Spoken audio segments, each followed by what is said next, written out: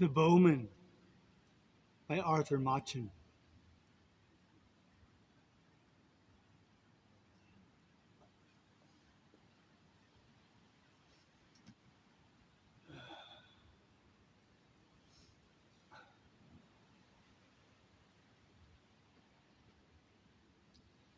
It was during the retreat of the 80,000, and the authority of the censorship is sufficient excuse for not being more explicit.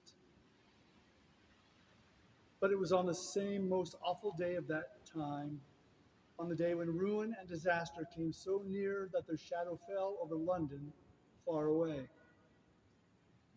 And without any certain news, the hearts of men failed within them and grew faint, as if the agony of the army in the battlefield had entered into their souls. On this dreadful day, then, when 300,000 men in arms, with all their artillery swelled like a flood against the little English company, there was one point above all other points in our battle line that was for a time in awful danger, not merely of defeat, but of utter annihilation. With the permission of the censorship and the military expert, this corner may perhaps be described as a salient. And if this angle were crushed and broken, then the English force as a whole would be shattered. The Allied left would be turned, and Satan would inevitably follow.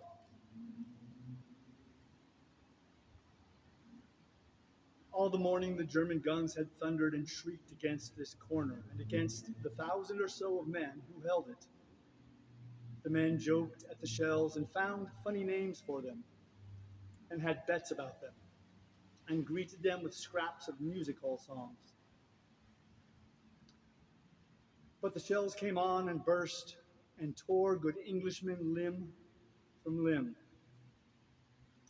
and tore brother from brother, and as the heat of the day increased, so did the fury of that terrific cannonade. There was no help, it seemed. The English artillery was good, but there was not nearly enough of it. It was being steadily battered into scrap iron. Just to check.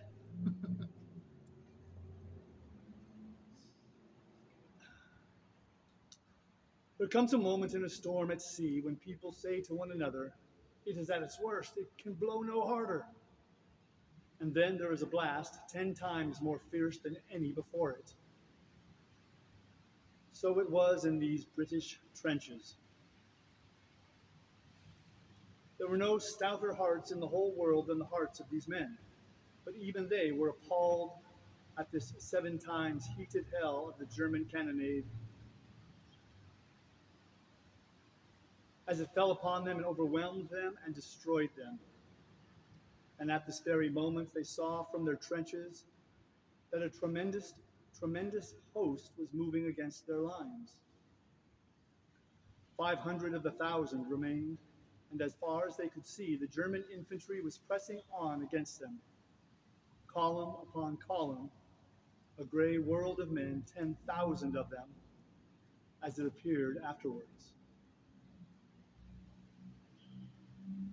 There was no hope at all. They shook hands, some of them. One man improvised a new version of the battle song. "Goodbye, goodbye to Tipperary," ending with, "and we shan't get there." And they all went on firing steadily. The officer pointed out that such an opportunity for high-class fancy shooting might never occur again. The Tipperary humorist asked, "What price Sydney Street?" And the few machine guns did their best, but everyone knew it was of no use. The dead gray bodies lay in companies and battalions as others came on and on and on, and they swarmed and stirred and advanced from beyond and beyond.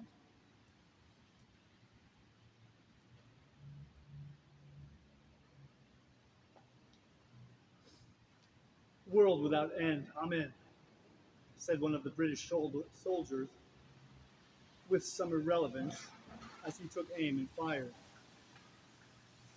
And then he remembered. He says he cannot think why or wherefore. A queer vegetarian restaurant in London where he had once or twice eaten eccentric dishes of cutlets made of lentils and nuts that pretended to be steak. On all the plates in this restaurant, there was printed a figure of St. George in blue with the motto, Adsit Anglis Sanctus. Georgius, May Street. George, be a present help to the English. This soldier happened to know Latin and other useless things, and now, as he fired at his man in the gray, advancing mass, 300 yards away, he uttered the pious vegetarian motto. He went on firing to the end, and at last Bill, on his right, had to clout him cheerfully over the head to make him stop, pointing out as he did so that the king's ammunition cost money and was not lightly to be wasted in drilling funny patterns into dead Germans.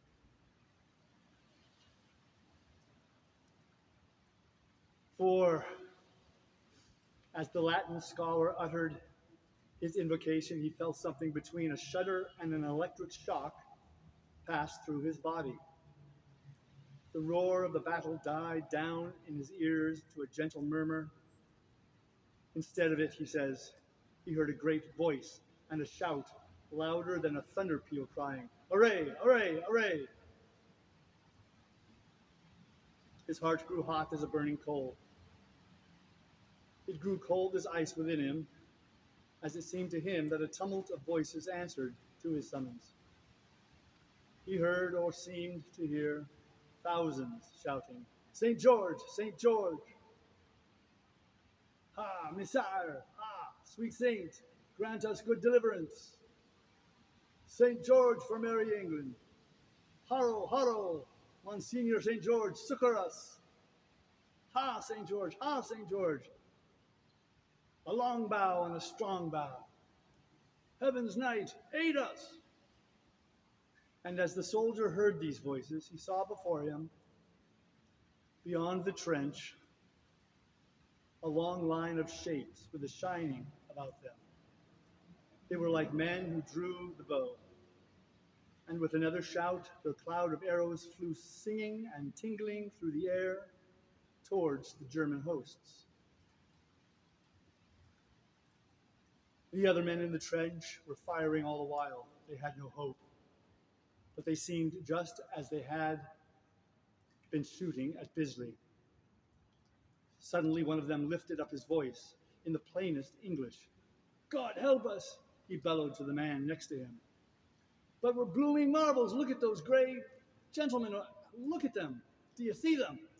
They're not going down in dozens, nor in hundreds. It's thousands. It is. Look, look. There's a regiment gone while I'm talking to you." "Shut it," the other soldier bellowed, taking aim.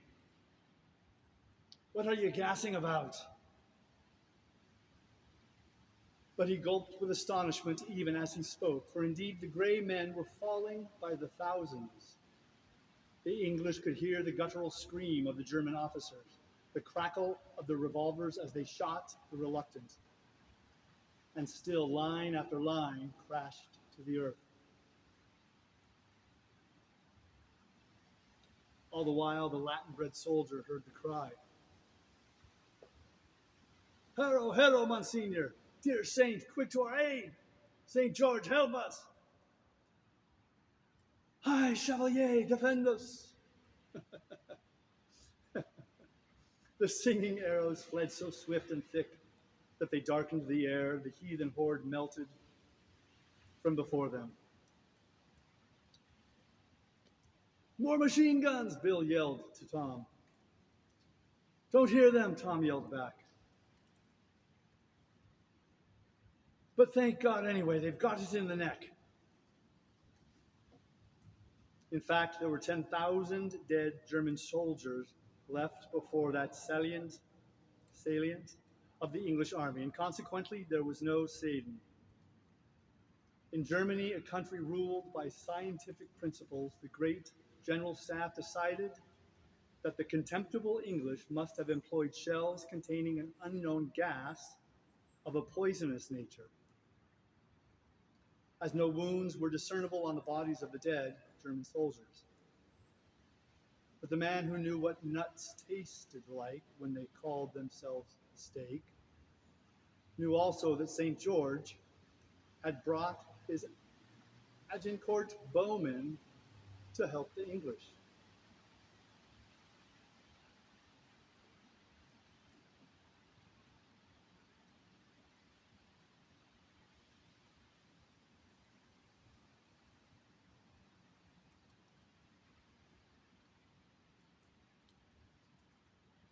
And that's how it ends.